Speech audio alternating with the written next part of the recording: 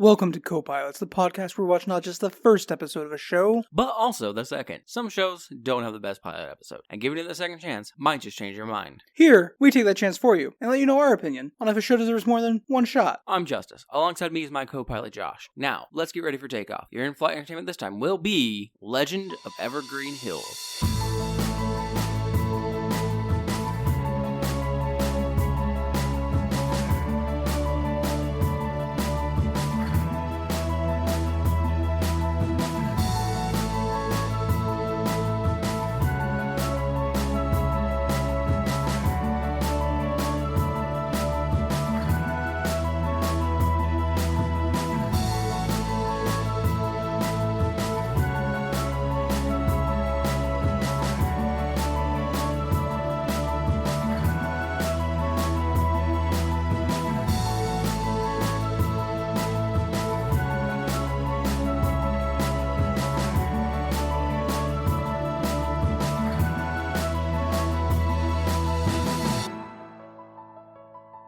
That's right, this time around we are reviewing the Chick-fil-A original series.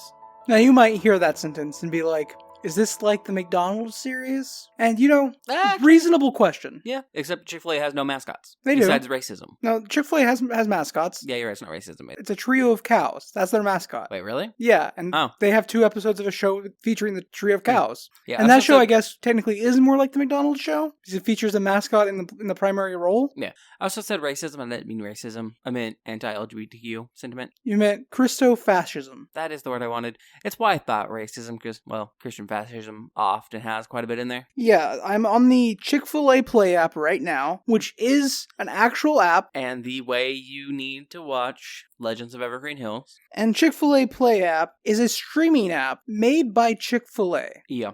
But not only is it a streaming app, it has shows you can watch on it, like The Legend of Evergreen Hills, but it also has shows like Cow Tales, a show featuring the aforementioned trio of cows. It also has shorts based around Evergreen Hills. The Stories of Evergreen Hills, I would assume, is on there probably somewhere. That is what it's called. They're called The Stories of Evergreen Hills. They're shorts related to the show we're about to review. Yeah, they came first, and I guess it's what emboldened them to make a streaming service where they can put an original animated show that has a runtime of 22 minutes an episode. And that is all the shows available in the Chick-fil-A Play app. And then they have some podcasts, because sure, I guess. Not only do they have podcasts, there's also games on the Chick-fil-A Play app. Crazy. There's Guess and Giggle, which is charades. There's Conversation Starters, which is less of a game and more of a way to talk to... It's just an icebreakers pack? Yeah. Go-Go Cow, I have no idea what that game is. I haven't opened it. I would say Crossy Roads or Flappy Bird. And then there's Word of the Day, which is just Wordle. Yeah. You know what I can't wait for? What's that? The Taco Bell app. I assume the Taco Bell streaming app is coming at some point, and I would expect shit like Tosh.0 and Jackass. Ridiculousness. Because that just matches Taco Bell's vibe that's what it's going for, right? It does, but we still have more on the Chick-fil-A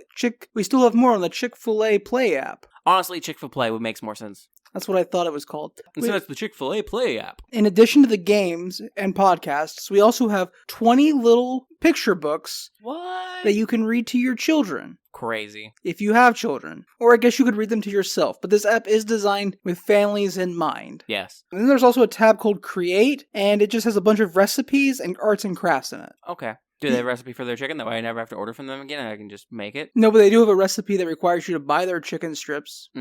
Classic. It's Kids Creamy Chicken Pasta, and it requires mac and cheese and Chick-fil-A chicken strips. Or hear me out, just normal chicken strips. Sounds like that would work. And it's also, not like hot Dr. Pepper where the key ingredient is Dr. Pepper. And also a teaspoon of cooking oil, a cup of frozen vegetables, 2 ounces of 2% skim milk, 1 pack Chick-fil-A sauce, 1/4 cup crumbled bacon, 1/4 cup shredded cheese. No. Oh, specifically it requires 2 mac and cheese sides from Chick-fil-A. Of course. Hey, you know how you normally order from fast food things and you're like, I don't feel like fixing supper? What if you ordered from a fast food place and still fixed supper? So that is the Chick-fil-A Play app. Delightful. A completely free, family-centered entertainment app. That seems completely useless. that features one animated series in its entirety, a short animated series with 2 episodes, and a series of shorts that inspire the full-length animated series. Which I think you can find most of those online. You can find half of them online. You look like on the Roku channel app, you could watch all of them. Interesting. You can find 3 of them on YouTube. But there's more to the internet than YouTube. There is not. So we're reviewing, like you said, Legends of Evergreen Hills. Woo! Episode 1 is entitled The Apprentices of Evergreen Hills. Yep. Sans the word the. It's just Apprentices of Evergreen Hills. Yeah. And we open on Samantha. Well, we open on a house with a bit of snow outside, and then we go into the house where we have Samantha, who is just giving us a brief rundown of the base premise of the show. It's expositing. It's exposition. She tells us that she's the only person in her family, as far as she's aware, who can see sparks, which is a bunch of light that appears, sparks of light that appear around people when they do acts of kindness for other people. Oh, and also she's the only one in her family that knows about the secret portal in their grandfather clock in the entranceway that leads to another world. She's the only one that knows about Narnia. Though I guess, arguably, it's more like fillery, right? Because she goes through her clock. Yeah, it's more like fillery in that regard. That said, she doesn't see sparks in the real world. She sees spark energy, which is created anytime somebody does an act of, let me get to the list here, an act of kindness, humility, compassion, perseverance, patience, sacrifice, or courage in regards to helping another person. Yeah. Yep. That creates spark energy, which fuels spark. Which is an energy resource.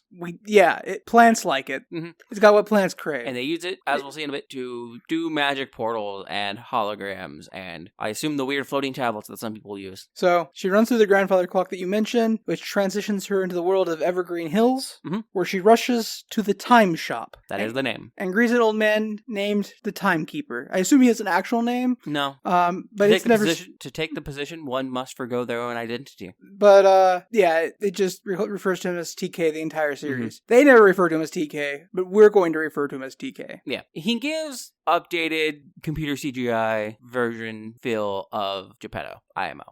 I got a weird vibe from him, and I don't like it. I got a weird vibe from all of the adults in Evergreen Hills. So, after TK and Sam greet each other, she runs to a shelf and pulls a physical light out of a jar. Yeah. I'm assuming this is an actual spark, or it could just be condensed spark energy. I don't know. It looks very much like a sphere to me. It's infused with light, so it's going to function. That's a Stormlight reference for all the people who are not currently following Brandon Sanderson's massive fantasy universe. Look, she uses it to fuel a portal in a moment. She sticks it in a door and a portal forms. She's clearly a world hopper. She's using the sphere filled with its stormlight. Do world hoppers need stormlight to move between worlds? No. But what they do need is some form of investiture, which stormlight is. Yeah, okay. So she puts it in a door. Either that or she's a planeswalker. She's again using a spark to travel. She puts it in a door. All the lines on the door light up.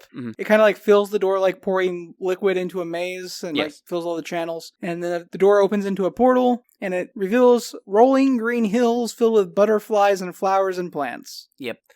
She touches a butterfly. Yeah, it legitimately feels like she goes from the normal world to an alternate world to another alternate world, though apparently we learn that this is called the forest. Yeah, and it's just a place ostensibly in the same world as Evergreen Hills, but technically never got that confirmed. True. So she touches a butterfly, and while she does that, a person with a slingshot and a mask on spies on her, and then right before this person shoots her with the slingshot, we hear the timekeeper call for her, so she yells coming, and then we cut to her in the basement room, which is where this door was located. No. Then we get the intro. Yeah, sorry. Where we're shown the mural that was on the door that Sam just put. Don't know if it's the same mural. It's very much the same effect, but it's the same mural. Okay. It's the same mural. We just saw it 30 seconds ago. I could have sworn it was a different one.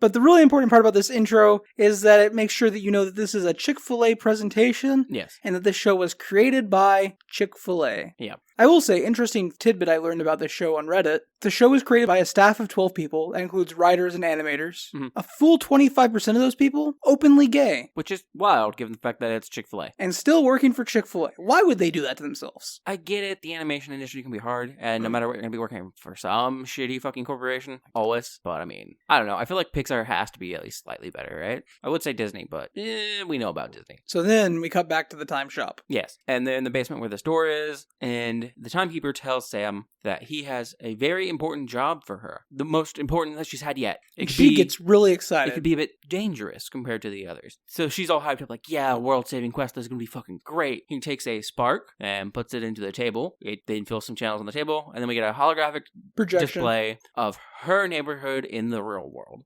I don't think we should be calling it the real world because that implies that the Evergreen Hills isn't real. Yep. I'm minimizing these other people in this other universe. We should just refer to it as Earth. Yeah, I guess. But what if Evergreen Hills is an alternate Earth? And we don't actually know she's from Earth. We just know she's from a place that looks like Earth. Fair enough. So the light projected neighborhood comes up, and he's like, you have 2 important assignments. First, Miss Hernandez has lost her dog. You need to solve that. And Mr. Dunham? You need to remind him that it's his anniversary so that he can go get a gift before he actually goes home to his wife. Yes. And I want to let you know, I thought the show meant that Miss Hernandez's dog was dead. I did not. We don't say. I mean, we do on occasion. Like they're kind of like some people will say one, some people will say the other. And my brain just read it as actually lost, not dead, because this is the thing aimed at children. I mean, tone and context. Yeah, but it's aimed at children. And animal death is like the death you use to teach children about but it's death. aimed at children. So if her dog was died, her dog went to live in a state went to live upstate at a farm. No, you use animal death to teach children about death and loss as a concept. Yeah, but we have to actually kill the animal on screen. Well, no, we don't. Almost kill the animal on screen, then move away. That's how we do it. We have to introduce them to the animal, that way they feel a connection to it, that way they get that tiny bit of soul crushingness that lets them know what sadness is. I don't necessarily agree with that. But I do think when you say... I was just saying some bullshit. I do think when you say... Miss Hernandez lost her dog, you don't mean Miss Hernandez's dog ran away. I do, but I understand what you're getting Lost implies that it was misplaced. It implies that Miss Hernandez is the reason why the dog is no longer there. Arguably, it is possible in that scenario for the loss to apply to her being the one to have been somehow involved in the dog no longer being around because of some action. Because she is older, so it's easier for the dog to get out, or for her to forget she put the dog outside or something. I think it would have just been better worded if TK was like, Miss Hernandez's dog ran away. I mean, fair enough. I didn't have the issue that you have, so I don't have a horse in this fucking race, I guess. Then why are you arguing? I'm right. I'm just saying I don't think that that's necessarily the case. I think it was fine. But anyway, Sam is saddened by this because she thought she was actually getting a big task. Yeah, and TK is just like, look, I know you were wanting something bigger. You were wanting a world-saving adventure, but this is important because you can save the world. Their worlds. He specifically says, remember, there are no small acts of kindness. Yeah. So she fakes being excited about this assignment and then hops back to Earth. And she's on her way to find the dog. So she stops by Mrs. Hernandez's house to get information about the dog. Specifically, she gets a picture of the dog and its name. Its name, as far as I can tell, is Puppy. Yeah. So she takes a picture and she puts up flyers. Mm-hmm. And as she's walking around and putting up a flyer, she's putting one on a lamppost when a ball bounces and hits her foot. Yep. A young boy approaches and she goes to give him the ball back, but he looks a bit skittish and nervous. Once he grabs the ball, he runs back to his father. And there's a new family that just moved into the neighborhood. And the little boy's name is Isaiah, and he's scared of new people. Mm-hmm. And Sam jokes about her being intimidating, and it makes the boy smile a little bit. And then that scene ends because this show does a really good job of transitioning between scenes and not just suddenly ending scenes and cutting to the next one. Yeah, because, and the nice part here is they're talking and then that conversation kind of ends and there's a beat where it's what to do now? It's kind of awkward. Do I keep talking to her? Do I just fucking walk away? And then she sees Mr. Dunham, the guy who forgot his anniversary. Like, oh, that's Mr. Dunham. I have to talk to him real quick. I was joking about the show doing a good job with transitions. Yeah, no, this is the one good transition that exists in the show. That's my bad, yeah. Yeah, you picked the wrong time. You picked the one good transition that exists in the show. I'm still going to nitpick the transitions. They're terrible. Yeah, no, they're bad. They're so bad. So bad. Even when she gets called back, from the forest, and she takes off the screen, then we just cut to her immediately at the table, when a good transition would be to have her walk in. Again, no, we don't, because the intro. Yeah, we get the intro, actually, which is even worse. Yeah. And then, every time she goes between worlds for the most part, except for, I think, once in the second episode, she's just immediately there the next scene, having already come back. Yeah. So, like you said, she goes up to Mr. Dunham, and she's like, hey, have you seen this dog? Because it's Miss Hernandez's dog, and it ran away. Well, at first she's like, aren't you forgetting something? Because he greets her, and he's like, no. Yeah, and she's like, have you seen this dog? It's Miss Hernandez's dog. It just ran away. And today is 1 week since she got her dog. It's their 1 week anniversary. Could you imagine losing your dog on your anniversary? And he's like, yeah, that's horrible. That's really sad. And she's like, yeah, it'd be terrible to lose something like that on your anniversary. He's like, yep. And she's like, I'm just glad. Imagine if it was your anniversary. And he's like, yeah, that would be horrible, but good thing it's not my... Oh, wait. No, it's my anniversary. I gotta go. And hops in his car and tears off. Mm-hmm. And his car, I'm not certain, but it looks like a a 4-door Trueno Sprinter. Just throwing that out there. Look, it's a thing that just pops up in animation a fuck ton across a bunch of different shit. So now I get to criticize the cuts between scenes because it goes directly from her talking to Mr.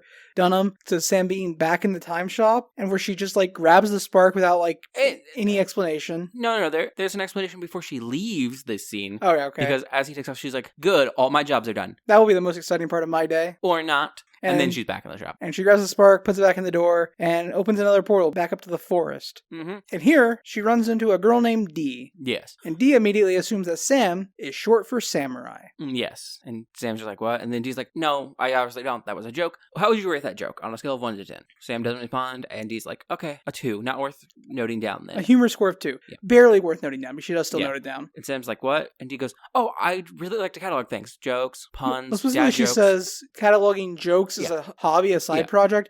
Dad jokes, puns, wordplay. Her main job is cataloging living things, primarily plants. And that's why she's in the forest. She's cataloging some flowers because she is a librarian. And she exposits a bunch of information here. The most important stuff being that plants directly benefit from spark energy. The spark tree itself is what benefits the most from spark energy. And there's so many sparks that appear there that sometimes she gets lost in it all. Well, not specifically there in general, but there's a cave underneath the spark tree where sparks gather, and she gets distracted by all the spark energy there and loses time and forgets that she's running late for her next whatever.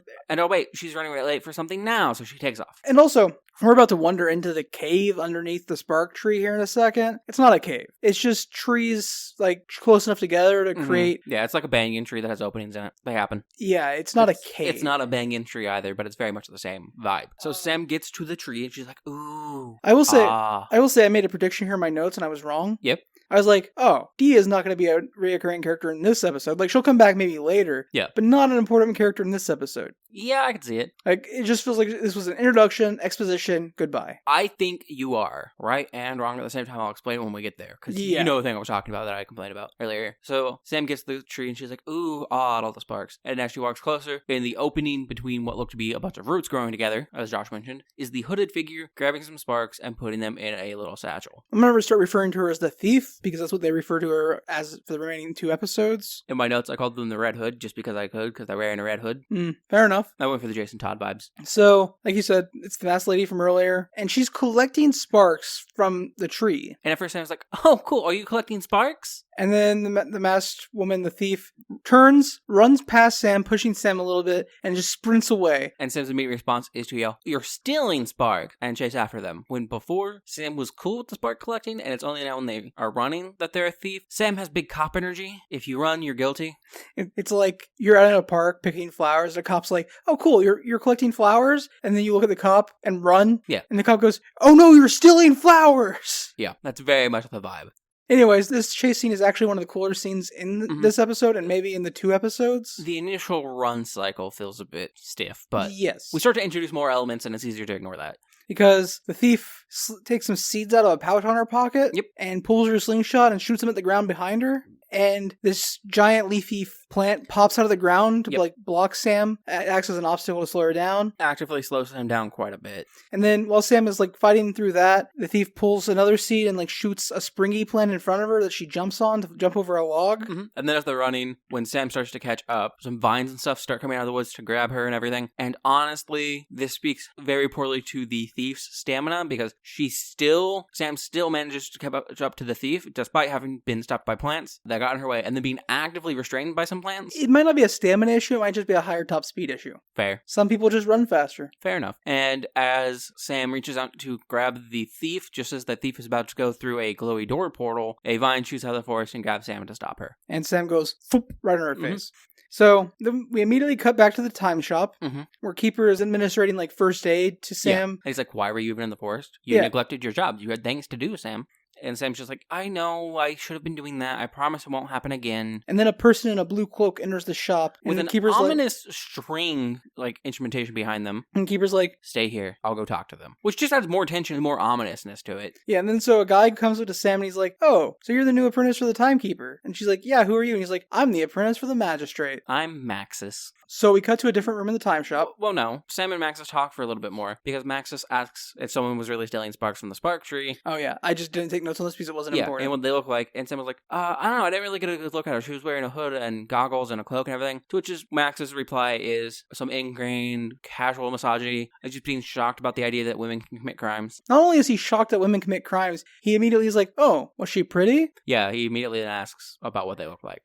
Then we cut to a different room in the time shop where Magistrate and Keeper discuss the thief. Mhm. Magistrate also takes her hood down, which I'm going to go ahead and spoil the twist. In this scene, we get a hint that Magistrate's connected to Sam somehow. Yes. It doesn't matter because in not the next scene, but the scene immediately after that, Magistrate is revealed to the audience to be Sam's grandmother. Yeah. The thing is, in this scene, for no other reason than story purposes, Magistrate should have kept her hood up. Mhm. There's no reason to tell the audience who the Magistrate is at this point. Yeah. Especially since she's trying to hide it from her granddaughter who is in the same fucking room. But the magistrate's so confident in the fact that her... Same building. They're in a different room now. Yeah. But the magistrate's so confident that her granddaughter's not just going to walk into this other room for some reason. Yeah. But anyways, they're talking, and magistrate's like, well, I want to know how they got a portal into the forest like that. So close to the spark tree. Yeah. And TK's like, that's a good question, but a better question is, how many times have they stolen from the spark tree without us even knowing? And Magistrate says, well, going forward, that will be less of an issue. I've ordered Captain Bintu to post sentries where the portal was. You know what's another important question, though, Timekeeper? Why was Sam even in the one to begin with? She's not supposed to be there. That's not part of her training. And Magistrate's like, sorry. And the Timekeeper's like, I mean, you're kind of right, but also, I think you should tell her who you are. Yeah. She needs to know that she has more support than just for me. And they're like, she's too impulsive. It doesn't Yeah, matter. I'm sorry. They're arguing about the impulsiveness. Yeah, and then Timekeeper's like, you should tell her who you are. And Magistrate's just like, that's not a great idea. I don't think I can do that. I don't think I will do that. Also, we learn here the Magistrate's name is Evelyn. Yes. Anyways, cut back to Sam and Maxis. And this is the most insane cut of all because it immediately cuts into Maxis being like... So you can see through time? And she's like, not very well. Just bits and pieces, and I can't really control it. And he's like, well, it's still really powerful. Like, that must be why you're like a Timekeeper's apprentice. Betty sees something really good in you. And then the magistrate pops back into view with her hood up, and Maxis is like, oh, I gotta go. So he and the magistrate leave, and Sam and Timekeeper have a conversation. And we find out the magistrate is the head keeper in charge of all of Evergreen Hills. Yep. And then Sam goes back through the clock to find her family in the living room. And there's in the living room because Grandma's come to visit, and she's brought presents. Yes. They can't open the presents till Christmas. Yes. And then they spend no time there as a family. In fact... I think this is actually an important point. This show's a Christmas show. We did it, guys. We found another Christmas show. Yay. If people consider Die Hard a Christmas show because it takes place at a Christmas movie because it takes place at Christmas, this is a Christmas show because it takes place at Christmas. It takes place around Christmas, yeah. They mention Christmas presents. We get mentions of a Christmas tree in the second episode. Yeah, no, It's not overly Christmas. It's definitely more themed as seasonal, but the families do and the people in the neighborhood do observe Christmas. And I assume by the end of the season there will be a Christmas celebration. Probably. So, as they're talking, Evelyn apologizes for not coming around as much, but she's almost busy, to which her son-in-law's like, yeah, okay. We also find out that Sam has an older brother named Zach. Yes. Whose name I did not catch here, and I don't think it said ever again until the end of the second episode, because I did not know his name until the very end of the second episode. It might be said again in the early part of episode 2. I just never caught his name. Yeah, Zach is a little bit of a pain in the ass. He just doesn't want to do anything for anybody ever, unless it benefits him. Yeah, that's what it seems like. And he's like, oh, can we open the presents now? And their parents are like, no, you gotta wait for Christmas. But when Evelyn's talking about trying to come around more, she's like, but I do have to go. And because I didn't really get to spend time with Sam because she just got here, Sam, can you walk me to the car? Yeah, so Sam goes to walk her outside, and while we're walking out there, Evelyn's talking about how she has something really important she needs to share with Sam. Well, so first Evelyn's like, here you've been helping the people in the neighborhood out. How does that make you feel? And Sam's like, yeah, I've been helping, but it's actually kind of hard. It's not that easy. Well, you keep at it. Helping people is good. And then she's like, speaking of though, I need to tell you something important. And she tries 3 times to start the sentence to be like, hey, I know about Evergreen Hills. Instead, just wimps the fuck out. I was like, I really want to spend more time with you. And that's the end of this scene. Yeah, the magistrate gets in her car and drives the fuck away. And I have a very fucking important question to ask here. The scene with TK is super short right before this scene. Mm-hmm. And seems to, literally, he walks and talks to Sam right after they leave. So that scene happens directly after the magistrate fucking leaves. Your timeline question, yeah. What is the fucking timeline of the show? Do the portals also operate through time? Because the magistrate manages to leave Evergreen Hills and get into her fucking car and show up at her children's house before Sam walks downstairs, not even downstairs, outside and across the street. I will say, we don't know how long Sam actually spends with Timekeeper because it just cuts from Timekeeper talking to her walking out of the clock. Yeah. So that conversation could have been a lot longer. She is going home at the end of their conversation. I'm shrugging. You can't see it, but I'm shrugging. But And then after that, well, actually, like right here was the point where you were earlier. When she originally steps out of the clock and sees Evelyn from behind in the living room, Evelyn then turns to face her and she's like, Grandma. That feels like a definitive end of the episode. And it's 11 minutes in. Well, also, this is why I don't think she should have been revealed in the previous scene. Because this reveals to the audience who the magistrate really is. Yes. If we had kept her hood up in the previous scene, it builds more tension and more like, it's better for the story. And it carries throughout the entirety of this episode instead of having this point that feels almost like a definitive end for an episode. Because if it's a reveal, it feels like the end of an episode. But if it's not a reveal, it builds tension to build towards the rest of the episode. Yes. Because at the end of the episode, Evelyn does reveal that she is the magistrate to Sam. But we'll get to that. But then after the car stuff, we get into more of the crux of what would be the plot of this episode if it wasn't the fact that like 10 minutes of this episode is exposition. Yeah, because as Grandma pulls away, Mr. Dunham pulls back into his driveway, and he's like, I got a cool anniversary gift for my wife, and he pulls it out of the trunk. What is clearly a wrapped vacuum. And he's like, I got her a brand new vacuum so she can clean. Oh no, I messed up. Throws vacuum back in and takes off. Mm-hmm. And then Sam turns around and, oh look, it's Maxis and Dee, and they're both apprentices. And they're both on Earth now. Mm-hmm. Because they're going to try to figure out where the thief went. Yeah. And Maxis explains that they were able to find her because he's the magistrate's apprentice. And he knows where all of the portals are. And we learn here that Dee is the apprentice librarian. Mm-hmm. Which means she has access to all the life books. Yeah. So Max is like, okay, cool, we're going to go find the thief now. And Sam's like, no, I got to find a dog. That's my job. And he's like, yeah, we'll help you with that. Max is like, but thief. And Dee just kind of walks off, so Max just follows behind them. And so Dee's plan is for Sam to use her time sight to see back in time and track the dog that way. And to do that, they need to find something that was important to the person or figure they're trying to find. She has to use a metaphysical bond that exists on something that they love. It's called... She has tactile... It's called psychometry, right? Yeah, it's psychometry. Yeah. And so while she's explaining... While Sam is like, I have to have something that belonged to the dog, that is important to the dog. Well, Dee's explaining this all to Maxis, while Sam is not on screen. And Maxis is like, well, that's going to be useful. The dog probably doesn't have a baseball card collection or anything. And then he steps in the water bowl. And then they're both just like, genius! What else would a dog care about more? I don't know. A ball, a bone, a nice bed, head pats, wildly, food. I think my water mug. Yeah. You could totally psychometry me through that. I guess. I spend so much time with that thing, even if it's not like levels of important. It's just been bonded with me for so long. Yeah, but this has to be important. So by that strict rule that they've provided, I don't know if I would consider it. Anyways, she does use the bowl, and she sees a vision of Isaiah saving the puppy from a big mean junkyard dog. Mm-hmm. So they go to the junkyard. Yep. And when they get there, Maxis says immediately, like, are you sure we're even in the right place? If you can't remember who Isaiah was, it was the shy kid, new neighbor who won't talk. Yeah. And then when they get there, Maxis says immediately, like, are you sure this is even the right place? Is this even a junkyard? It is so clearly a fucking junkyard. Well, no, he's like, are we sure it was even a junkyard in your vision? And oh, yeah. Sam was like, well, there was piles of junk everywhere. And he's like, well, that could be anywhere. That could be like... I don't remember what all he says, but like the last thing he says is like, it could be my bedroom. He's like, it could be a garage or a yard cell or my bedroom. Yeah. And then he's like, well, you talked about a dog, right? Like, what did the dog look like? And then the dog walks around the corner and they're like, that. So specifically, Dee's ahead of them and she sees the dog. She's like, you said you saw a dog? Did it look like that? Yeah. And then they run away. Well, no, then Dee pulls out her floaty golden tablet-like thing, even though it doesn't seem like it holds information because it's vaguely see-through and I don't know how they're getting information from it, but whatever. She's not the only person that does this. And she just starts listing things like based on its build and blah, blah, blah, blah, blah, blah, blah. She's acting like she's about to identify the type of dog, which is like a Rottweiler, it looks like. Instead, she's just like, we should run, and then they take off. Yeah. So as they're running, at one point, Sam like pulls... Dee does it. At one point, Dee pulls like a... pipe? I was a structurally... An extremely important pipe that is holding up the structural mass of this heap. A structural support pipe. Yes. And that the emotional support pipe gets pulled, and the entire heap falls, and the dog can't get around. And they're like, we gotta keep going, the dog will find its way through eventually, this will hold it for a bit, and then they immediately run into a dead end, because of course. And the dog climbs up over the scrap that fell in its way, and so they're cornered, and then this car sitting on top of the scrap pile near them, the door opens, and it's Isaiah, and he has Puppy, and they climb in the car, and they're all safe. And they're all happy for a brief moment, they're like, that's great, we'll just go out the other side of the car, and we can leave. The other side of the car, the door is blocked.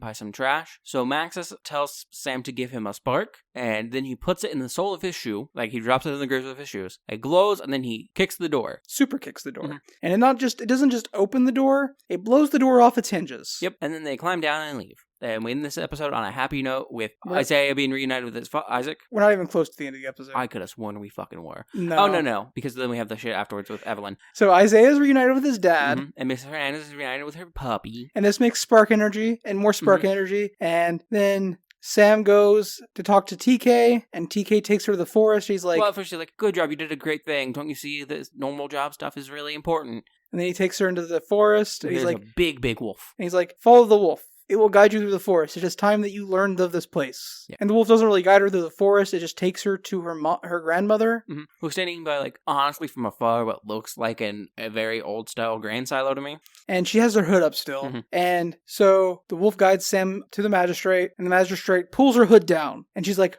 ha, I was your grandmother all along. And there's an evil music sting. Yeah. Like, the moment she brings her hood down, there's what feels like a very suspenseful, tensiony, or evil music sting. And then Evelyn is like, I'm your grandmother. I've always known about this place. We knew about you and everything you can do, and we've been keeping an eye on you. And I don't ever like the use of a collective we in situations like that. And also she's like, well, I couldn't tell you who I was because I was afraid. And I was afraid because I failed a previous apprentice. And I thought that I would fail you too. And also, you're my granddaughter. And if I give you any special treatment, people will claim that it's biased. But, like, that means I have to be harsher on you. And I didn't want to have that affect our relationship. You know, the one that doesn't exist because I'm never around. Yeah, but guess what? I'm going to try to be around more, at least here. And it's going to be harder for you because you're my granddaughter. And now let me explain to you the 7 important things that you're going to have to be good at. Not quite. We have a little bit more before that. And I think this is important. Okay. Because we learn that Dad and Mom specifically do not know about Evergreen Hills. She doesn't explicitly say they don't know. Yeah, she does. Sam asks, and Evelyn doesn't directly say. She says, I'll reveal secrets about the family. She doesn't say to the family, about the family later. So it's unclear whether they know. They definitely don't. She specifically says that she'll reveal Evergreen Hills to them at some point in the future. Because she specifically mentions Mom and Dad, because I noted this because it means Zach has been left out of this conversation, and Zach might be aware of the Evergreen Hills now. Yeah, but I don't think Evelyn directly says that they don't know. She says she'll reveal family secrets at some point. Oh, well. Anyways. Which could imply that they do know, and they're not involved or anything. Anyways, she then gives a bracelet to Sam, which has 7 symbols on it, and this is where you get the tree thing. Yeah, and she says, this bracelet will glow whenever you need it, and it'll remind you of these things that you need to know. The values of an apprentice of the Evergreen Hills. Yeah. I already went through these earlier. Yeah, because kindness, compassion, perseverance, strength, sacrifice. No, strength's not one of them. Courage. Yeah. It's kindness, humility, compassion, perseverance, patience, sacrifice, and courage. It's the same exact things that create spark energy. Yeah. And then Sam's like, but I'm not good at those. And everyone's like, you will be. And Grandma and Sam talk about spending more time together, and then they hold hands. And meanwhile, while they're holding hands, the thief spies on them from a distance. Yep. And that's the end of the episode. Also, the thief is definitely the failed apprentice. Oh, yeah, or at least like the apprentice of the failed apprentice. That's the end of episode 1. Justice, what do you think of the show? It's fine. The transitions are trash. The animation actually isn't bad. I'm not a fan of it. I'm not a fan of the art style in particular. Everything's a bit blockier than I would like, but like not bad. It's just not to my, like, it's not my cup of tea. It reminds me of like, not Klasky Supo, but it reminds me of Nickelodeon animation circa like 2008 to 2010. See, my thing that it reminded me of, like before it was like Chris CGI, like Madagascar, like Penguins of Madagascar. Personally, what it reminds me of are those privately funded Christian children movies. Yeah. Which I guess kind of tracks. It's Chick-fil-A. But it very much reminds me of that, but like maybe a tiny bit crisper. And then the actual animation of it is a lot smoother than those ever are. But basically, the animation looks like it's a decade and a half old. Yeah, but not bad. Like good animation for that time, but still of that time. Which is a little upsetting because it is from this year. Yeah, basically almost think Polar Express, but their eyes aren't lifeless. It's Polar Express, except not Uncanny Valley. Yeah, because they didn't try to make it too realistic with limited technology. Mm-hmm. I was going to compare it to Polar Express, but I didn't want to, like, Polar Express is widely known for being horrible. Yeah, and but like, it's just because it tries to go way too realistic and everything's uncanny. Yeah, so other than the animation, though. It's alright. First episode is way too much exposition. Yeah, and also it does feel like 2 episodes. Like, I know each of the episodes will only be 11 minutes, but I think it's just, I think it's partially because of how the plot is structured. It is how the plot is structured. They don't do anything to tie the first half of the episode into the back part, other than the fact that the 2 issues that Sam has as a job aren't resolved in the first one. And technically, from what we're shown, the second one is resolved. So going into the second part of this episode, only the first issue hasn't been resolved. I literally think the fix is just to not reveal who Evelyn is. Yeah, because in the first scene. It keeps more to carry it through, but it doesn't do that. It gives a resolution in the middle of the episode. It also makes the conversation Evelyn tries to have with Sam outside the house way more interesting. Yeah, whereas, especially because this is so much more focused on Evergreen Hills than finding a dog in the first part of this episode, that keeping the tension in the Evergreen Hills substance of the story ties into the episode and makes it feel more involved with the entirety of its episode and plot than like it has two different things. Mm-hmm. So, would you watch more of this? I would not. I don't think it's bad. I definitely see how it could appeal to not just kids, but some other people as well, like actual adults. I could see how it could appeal to some of them. If you like more like kind of cozy things and like a magic system, but you don't want to get into the weeds with your magic system, maybe. So I think the concept of spark energy, I think the concept of magic that is fueled by kindness happening in a different world is interesting. Yeah, it's not bad. It's an interesting idea for how magic is fueled. However, the show does not execute on the interesting premise in any way. No, it's trying to do a lot of exposition while avoiding what I assume is supposed to be bigger things that are going to happen later, which is fine. Things do that all the time. Books do that all the time. Shows do that all the time. But the issue is then that it's then like, well, what are we going to do for actual story stuff? Exposition, and she has to find a dog and remind a guy of his anniversary. Yeah, also we never find out when Mr. Dunham actually got his wife. No idea. So yeah, I don't think I'd watch more either.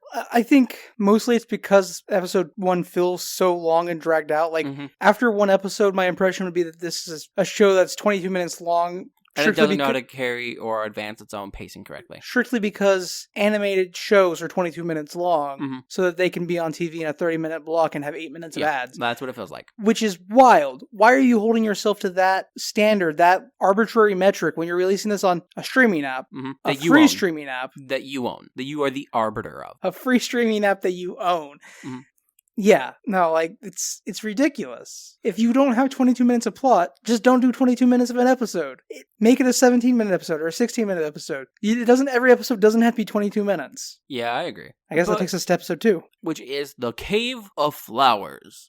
So we once again start outside Sam's house on real world Earth. That works, right? I used yours and mine. Yeah, and it's snowing because it's winter, because it's almost Christmas. It's not actively snowing. And again, in like the first episode, there's just snow. No, it's snowing in this first shot. There's snow coming down.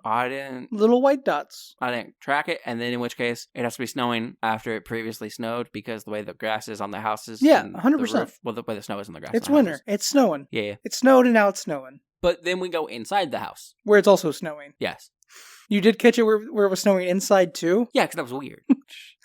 No, but Sam is washing dishes with her dad. And she's talking about how she just got done fixing Mrs. Hernandez's lights. On her Christmas tree. And how Mrs. Hernandez really wants them all to come over as a sign of appreciation, and she'll show them the tree and like maybe give them some like snacks and stuff.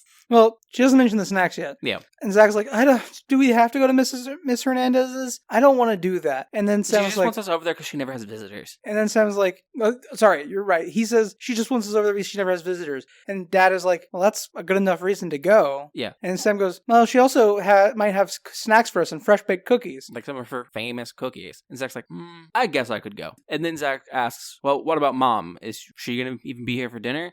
Yeah, and Dad is like, well, Mom, she's been working a lot and missed dinner 3 times this week, but I promise you kids, there isn't anywhere she'd rather be than with you, especially when we go to visit Miss Hernandez. And then Sam's bracelet glows and she's like, Dad, I have to go check on a friend. And he's like, okay, kiddo. And she leaves. Yep. Meanwhile... And then Dad is like, hey, you know what we should do though, Zach? We should do something nice for Mom. We should spoil her when she gets home. She's been working a lot lately. And then we go to where Sam went, which is Evergreen Hills. Yeah, she goes through the portal that is her clock, and it immediately runs into Dee and Maxis. But we do actually see the animation of her going through the clock. And it's a bunch of gears that are now supersized, like they are large machine gears. And she should not be wearing such a baggy sweater around gears like that. Like, it's kind of fucked up that Evergreen Hill is, one, having these children do unpaid labor of some sort, and having them around such dangerous equipment with no protection. Like, someone really needs to report Evergreen Hills for child labor and unsafe business practices. Yeah, and she gets through the portal, and Maxis and Dee are there, and Dee is like... And Max is like, I see you got my message. And Sam's immediately like, you can call me on my bracelet too? And he's like, I'm the magistrate's apprentice. Yeah,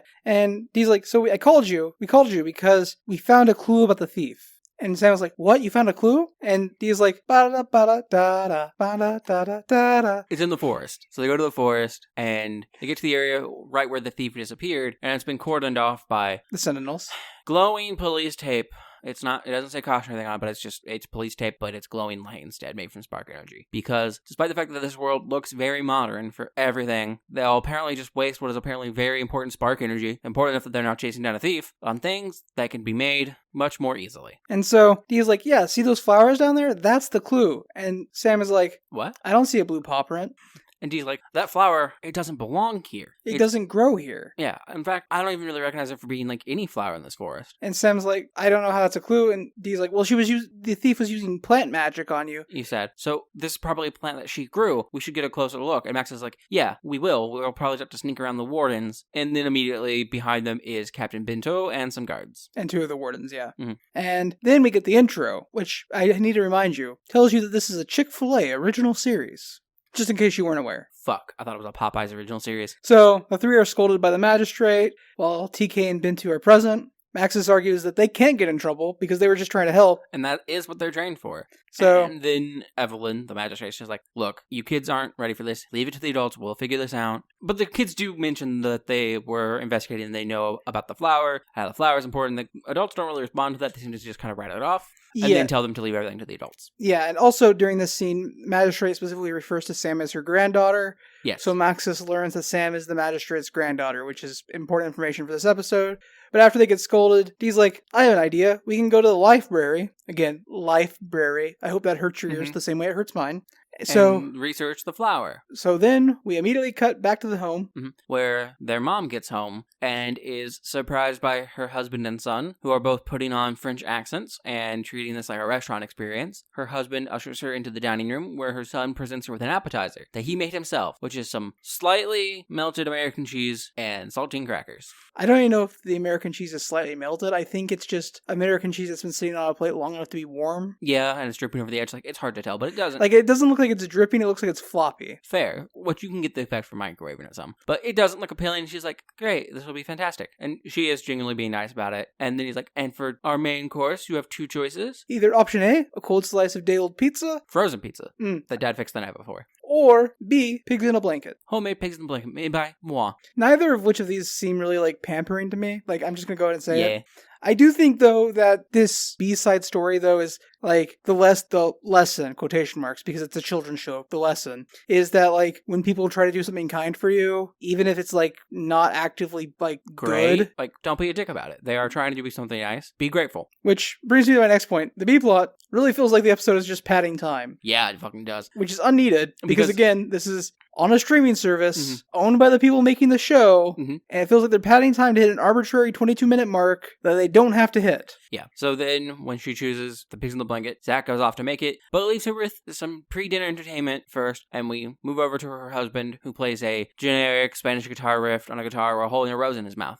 I will say, I think what actually is going on here in the B-plot is they knew day-old pizza was not going to be her pick. Yeah. So by presenting 2 options, where one option is not actually an option, yeah, you can guide the choice so that you can already be prepared with the pigs in the blanket. Yeah, man, but that would have been fucked if they offered that to me. I would have gone the day-old pizza. Pigs in the blanket are I think I would think the pigs in the blanket over day-old frozen cold pizza. Because no, you just warm it up. It honestly depends on how much pizza there is. If it's like a single slice, they literally said a single slice. Probably not. Probably go the pigs in the blanket, but I would be eating that fucking piece of pizza later. We come back to the apprentices in Evergreen Hills as they arrive at the library. Yeah, and Dee's like, there's wardens everywhere, we'll have to be careful not to get caught. And Max is just like, wait, why are you looking at me? What's that supposed to mean? Well, he specifically says, we need to try not to look suspicious. And yeah, they look at Maxis, and Maxis is like, I never look suspicious. What do you mean? Yeah, and then they get inside the library, no issues, and Dee finds a book on flora, which its name is super fucking long. It's something, the encyclopedia of all plants. Yeah, it's supposed to be funny, I assume, is the point of the inclusion of the very long name of the book, but it's not. So, while Dee is flipping through this book, it dawns on her that the thief is something called a floriform. Yeah, because they find a flower, and she thinks it's it, and Sam's like, nope, that's not it. And Dee's like, how can it not be in the book, though? The flower they find is the fire flower, which has a scientific name in the book, but... Gladiolus sparkinus, I think? Sure. But Dee's like, oh, she's a floriform. Yes, but there's one point I want to mention here real quick. Yeah. Because it just annoyed me. Yeah, go ahead. Dee's like, but then the flower's not in the book. How can it not be in the book? It's all plants, basically. But she says all of this super confidently while not even trying to look in the book anywhere else. Well, the implication, because Sam says if it has all the plants, isn't that going to make it harder to find the one we're looking for? Yeah. And Dee's like, no, because da-da-da-da-da. Because the implication is... I guess. Because she uses her life magic to yeah, find because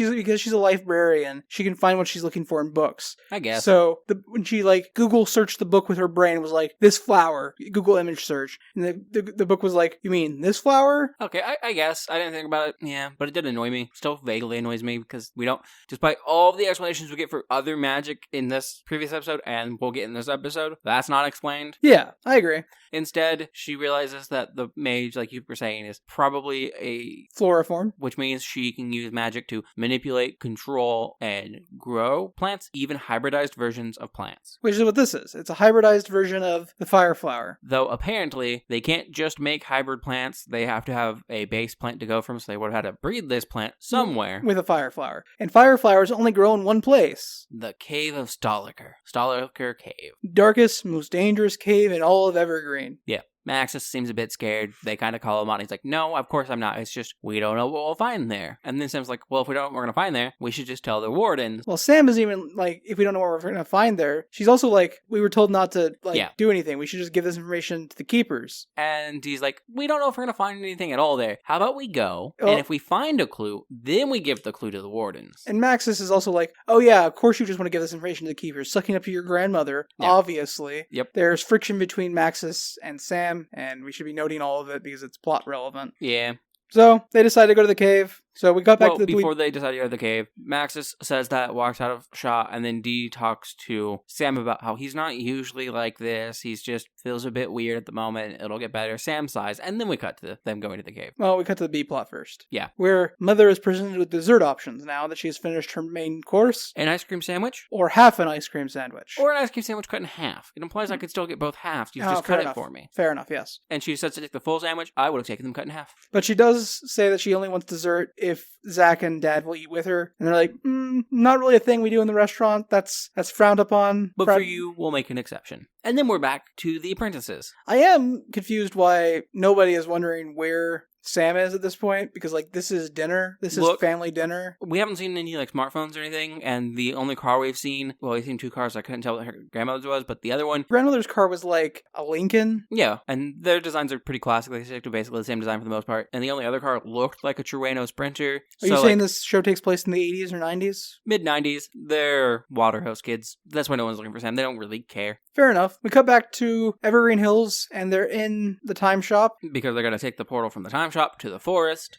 Which still makes me wonder if the forest is actually part of Evergreen Hills, because we've never seen someone go directly to the fucking forest. Yeah, and they're specifically taking this portal. Well, we don't know how they got there at the beginning of the episode. Fair. But they're going to take this portal because it's not near any of the places that the Sentinels are guarding. Yeah. So, before they go through the portal, Sam grabs some lanterns and goes, because the cave's going to be dark. And Maxis goes... Actual old-school looking lanterns, but with gold filigree and pretty. Yeah, and Maxis goes, oh, I guess the teacher's pet can be useful. Yeah. So then they go through the portal, and they wasn't heading to the cave, and Dee sees some ferns, and it's like, hey, don't touch those. Sorry, I missed an entire chunk of my notes. Before they go through the portal, before she grabs the lanterns, they end up arguing about the thief's motives because as they enter the time shop, because sparks were used to help people, they fuel beneficial magic. Yeah, and so Sam's like, what would they be using the sparks for then? What's the nefarious purpose? How bad could the thief be? Yeah, and Max is like, I don't know. To power a toaster, to sell on the black market, anything? Whatever it is, they're stealing spark energy from us, the good people, which means they're a bad person. But if you want to stay here and debate the moral philosophy of the thief, go ahead. I'm going to go stop them and save the fucking world. So Dee walks off, and the scene is actually important. I'm sorry, Maxis walks off. And this scene is important, that's why we needed to go back for it. Because Dee explains just why Maxis is jealous of Sam. And it's because Magister adopted Maxis, because Maxis is, and I'm going to put quotations here, an orphan. Mm-hmm. And he has potential. And Evelyn took him to Evergreen as a younger child, and he's been here ever since. Training to be whatever a keeper is. Yeah, so she adopted, quotation marks, an orphan, quotation marks, and took him to another world to train him to be a child soldier. Yeah. Because that's what he uses spark energy for, is to do physical attributes. Yeah. That's why the only thing we've seen him do with magic is super kick a door. Yep. So then they're walking through the forest. Dee is doing some plant things like, hey, don't touch that plant. It'll numb you. Oh, specifically, Dee mentions that the reason Maxis is being a dick is because he's worried that now that he knows Evelyn has other family, that she won't have a need for him, and that he'll be replaced because Evelyn's the only family he's ever known. But that doesn't make sense, and Sam points out that doesn't make sense because Evelyn's always had another family. Yeah. And like is never around them anyways. And like she's never been around them anyways, but also like that means she's always had another family to care about, but has still made room in her heart and her life for Maxis. And Dee's like, yeah, but emotions don't make sense, so you can't like rationalize how Maxis is acting. So then after Dee mentions the plant thing, we see Sam and Maxis lagging behind, and Sam tries to make up with Maxis and like, hey, like obviously you have something that the magistrate sees in you, and that's really cool. Like, what does she even have you do? And he's like, oh, what, you're trying to take my job? And she's like, no, look, we didn't get off on the best foot. Can we just agree? She doesn't phrase it this way, obviously, but she's like, can we just agree to not be dicks to each other? Yeah. He's like you said, Maxis assumes she's trying to steal his apprenticeship, and she's like, no, stop being a dick. Like, she slightly calls him out, and he's like, and he immediately goes, oh yeah, my bad, actually. I haven't been acting like myself. Fuck, I'm so sorry. And then they shake hands, and he's like, oh, I bet you're wondering about the gloves, because he wears gloves. And then he explains his magic power, which is heart sense. Whenever he touches another living being, he can feel their emotions, and that's part of the reason why it was so hard for him growing up as a child, because no one knew how to deal with him, and he was constantly feeling these other emotions that weren't his, and he didn't know what and they were overwhelming. But then Evelyn found him, and she taught him she trained him with it, and she's been helping him, and he really, really appreciates it. I do like the way he explains it, because he specifically says, nobody around me knew how to deal with it. I didn't know what I was experiencing. Yeah. And then Evelyn found me and took me to Evergreen Hills and taught me what Which, it was. Again, leaves the room for the adopted quotation marks and orphans quotation marks. Because he was around other people. It's not like... He was in an orphanage. Yeah, maybe. Or he had a loving mother and father and siblings, and Evelyn was like, oh, this kid has magic powers. Yoink. Yeah. But once he gets done talking about how great Evelyn is, basically, Sam goes, it sounds like you know her better than I do. And Max is just like, doesn't say anything, but he seems content in that. And then Dee's like, hey, we're at the cave. Yeah, Dee actually turns around and comes back to them. It's like, you guys done? We're at the cave. So then they go inside. Descend into the cave. And Sam's like, hey guys, check this out. And yells, Echo, Echo, Echo. And then Dee's like, haha, that's funny. And Dee yells Echo as well. Yeah. And then Max is like, what are you guys doing? Stop that. We don't even know what's in here. And Dee's like, I don't know. From like the thing I read, maybe there's like cave trolls. Out of the joke, Max seems a bit unwary. And then they kind of pressure him to yell Echo. So he's about to when we hear a growling sound. And they all freak out for a little bit. And then Sam's like, I think that's just the wind. Yeah. So they continue on and they find nothing. So you cut over to the timekeeper and the magistrate. And they are in the library. And they're looking for the apprentices, and Magistrate's like... Well, they're looking specifically for Dee. Well, they're looking for all the... Yeah, because they doubt they have stopped looking. Because Magistrate's like, Dee is tenacious. She probably just didn't give up. I wonder where she and the other apprentices got off to. And then Timekeeper is like looking at the book that they left laying open on the table, and he's like, I think I know. Because it's the page with the fire flower that tells you where the fire flower can be found. Yep, and they did mention the flower to the Magistrate and Timekeeper earlier, so they have that clue to connect. Then, meanwhile, in the cave, the apprentices find the fire flowers in an area of the cave which is exposed to sunlight, because they were debating earlier about, well, how do they even grow here? Plants don't grow in the dark. And Dee was like, yeah, I don't know either. It's one of those cool, like, cave systems where it opens up to the sunlight, and, like, you get a bunch of cool plants growing inside caves. Those things are so cool. Yeah, so they find a bunch of the hybrid flowers growing, and then they also find evidence of the thief being there, because they find potted plants, gardening tools, or at least someone being there. They assume it's the thief, and they find a ladder that goes up and out of the cave. Specifically, though, with the hybrid flowers, they also find what looks like spark energy enclosed in the petals of the flowers. But it's green, and spark energy isn't green. It's yellow. And Maxis and Dee are the one that make the discoveries they're looking things over, because Sam is wandering off to a dark crevice in the wall of this cave area. And then suddenly, a large cat-like creature comes out of the darkness, growling at Sam. And I described it as a leopard meets leopard seal, because it has some of the like almost canine features that like seals can have, and its face is a bit more elongated. But then it has cat-like features and looks more cattish. But it does have a stronger upper body build, almost like a large dog. And you described it as, what was it again? To me, it looks a lot like Toothless from How to Train Your Dragon, fused with Tai Lung. Yeah, it's got the upper... From Kung Fu Panda. It's got the upper body strength of Tai Lung and the more dragon-esque appearance of Toothless minus the wings. Yeah, it looks like... It's like Toothless are... Like, the Toothless, those specific dragons, the... Night Furies, or Light Furies. Are based off cats. Their movement's based off cats, their physicality's based off cats. And this is physically very much a big cat, but it's got, like, the musculature of Tai Lung. Yeah. So it really feels like a combination of those two things. So Sam and Max just get scared, and Dee's like, it's fine, it's a Paragress. They're not violent at all. And then it roars at them, and she's like, oh, I guess I was wrong. She doesn't wrong. call it not violent. She says they're completely harmless. Yeah. And then it roars at them, and she's like, I guess I was wrong, and they scatter about, and they're trying to figure out what to do, and I think it's D yells, let's get to the ladder. Well, D yells, it's protecting the flowers. Oh, yes. And then Sam yells, get to the ladder. And D runs off to the ladder, and she starts climbing the ladder while Sam and Maxis are still on the ground with the Paragress. And they're yelling to kind of distract it. And so the Paragress starts to approach Maxis.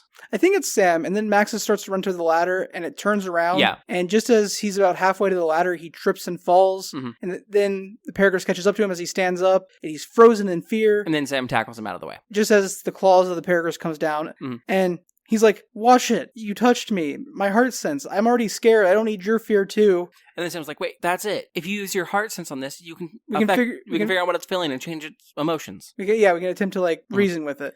I'll distract it. So Sam takes off and starts yelling at the Paragress to draw its attention. She grabs one of the hybrid plants because we know that it's protecting that. And it's kind of waving it around. Maxis touches it, and he's like, it doesn't want to hurt us, but it's confused. It doesn't... something's making it. Yeah. And that's when Sam goes, the collar! Yeah. Because it has the same green spark-like energy. Yeah, it has a gem with a green spark energy in it. And then the Paragress swipes its tail and knocks Maxis into a wall pretty fucking hard. And turns to stalk Sam. When Captain Bento of the Wardens jumps in. Just as the Paragress goes to swipe Sam, Bento jumps down and blocks with her shield. Mm-hmm. And she goes to attack it, and Sam's like, wait, it doesn't want to hurt us. Aim for the collar. So Bento forms a spear made of spark energy and just bullseyes the fucking collar off. And then the Paragress looks very startled and confused and then anxious and scared and takes off. Yep.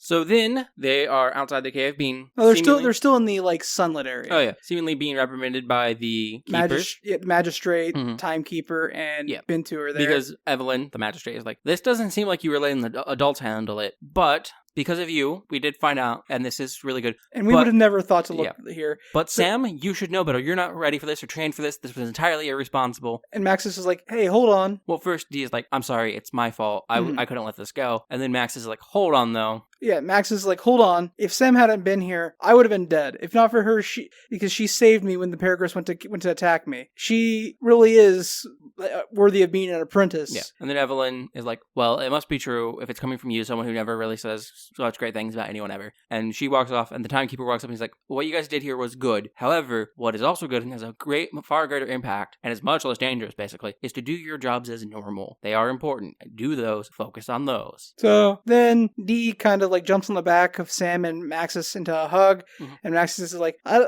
don't want to feel your feelings, stop it. And she's like, what, are you upset about feeling how happy I am? And he's like, no, not really. Yeah. I mean, right before that, though, to prompt the hug, Sam asks, wait, did you mean it? Are we really fans? And Maxis is like, you're growing on me. And then hug, and then that bit, the heart sense. Then we go back to the B plot, and Dad is performing slam poetry. A dramatic reading. Of a poem called Mother, for his wife. It's cringy. Yep. And when we say slam poetry or dramatic poetry, we mean to the T, as in Zach has a triangle that he dings at the end of it. And just as he dings it, Sam shows back up, and Dad's like, you just missed the slam poetry. How could you? You would have loved it. Yeah, I heard. That was great. And he's like, well, you did get here for the last activity. And together, as a family, they go to visit Miss Hernandez. They ring her doorbell, and then Sam asks if they can see her Christmas tree, and they all start to head inside, and Zach's like, and do you by chance have any of those cookies? And as he starts to finish the word cookies, he gets elbowed, and then they all laugh, and we end on a good-natured laugh. That's the end of episode 2. Justice, would you watch more of this show? No. Me neither. I would be more likely to if the first episode had been paced like this one. I agree. This show feels much more like something I would expect out of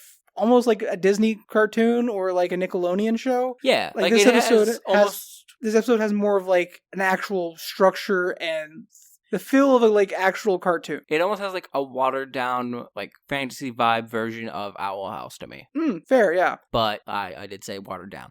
And that is true. I would not watch more of it. I would be more likely to if the first episode had been better paced as well. But taking that into account and the fact that it is just alright, even at its best in this episode. And that it's by Chick-fil-A? Yeah, I'm just going to go with no. It's also too much of a fucking hassle to watch. I have to install the app on my phone to watch it. Or that's really it. Because the app is only available on Google Play or the Apple App Store. Yeah, and I tried to use BlueStacks, a program you can put on a computer to emulate a phone to watch it. But then his player wouldn't play in BlueStacks, and I could probably be able to get it to work. But that is not worth watching a Chick-fil-A original series.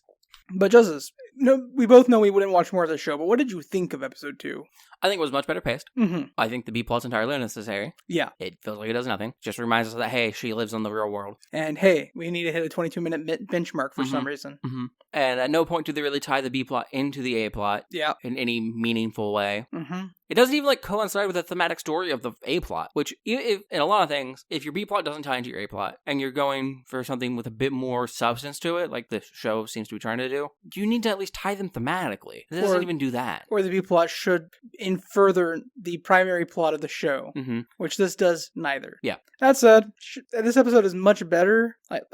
We can agree on that. Oh, absolutely. I really like the Paragraphs. I like the way it's designed. Yeah. I don't like seeing it when it's not the focus of the scene, though, because we saw it from behind a few times, and when we were working on the other characters, and so it was still there in the scene, but it had no movement to it because it's a background thing, and it was so stock still, and because its design is much more bulky up front, and then it narrows down to almost normal big cat size on the back, it just looks awkward from the back, especially with no movement or anything. Yeah. So that was Legends of Green Hills, the Chick-fil-A original cartoon Legend of Evergreen Hills. Sorry, the Legend of Evergreen Hills, the Chick-fil-A original cartoon available on the Chick-fil-A Play app. And I think really the biggest takeaway from this entire show is that Chick-fil-A made a cartoon. Yeah, and also they don't seem to realize that they are the ones that made the cartoon and run the platform it's on. Yeah, I think that's about it for us on this one. Yeah, I really think it is. So if you want to tell us about why the Chick-fil-A cartoon's the best cartoon you've ever seen, or hell, even just the best show you've ever seen, you can do that in a myriad of ways. Also, I think now that we know that fast food restaurants can have streaming apps, you could let us know which one you're most excited to see from. I think really it's got to be KFC or Taco Bell. But yeah, imagine KFC turning the Colonel dating sim. I love Colonel Sanders into a drama comedy. Oh, yeah, a telenovela. Yeah, but yeah, if you want to reach out to us, like you were saying, there's a myriad of ways. You can email us by going to copilotsreview@gmail.com. You can hit us up on Blue Sky @copilotsreview. Or you can find a link to both of those, as well as our YouTube, our Discord, our Patreon, and probably some other stuff by going to copilotsreview.simplecast.com, where we have links for them. We thank you for flying with us. And please, fly again soon.